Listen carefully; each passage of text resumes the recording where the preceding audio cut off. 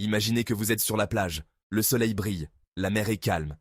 Puis, soudainement, elle recule.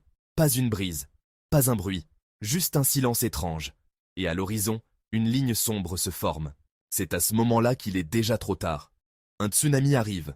Le mot vient du japonais. Tsu pour port, nami pour vague. Une vague de port. Parce que c'est souvent dans les ports que ces effets sont les plus destructeurs.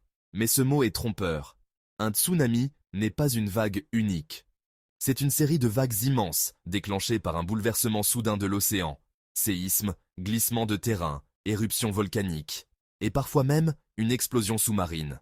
En pleine mer, un tsunami passe presque inaperçu. Quelques centimètres de hauteur, mais des kilomètres de longueur.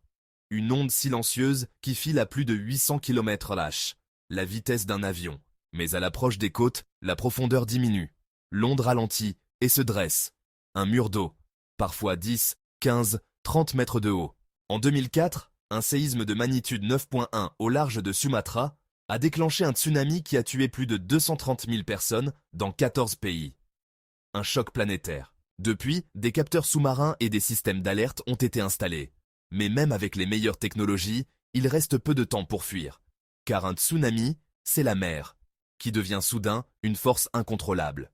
Et quand elle décide de frapper, elle ne laisse derrière elle que silence et ruines.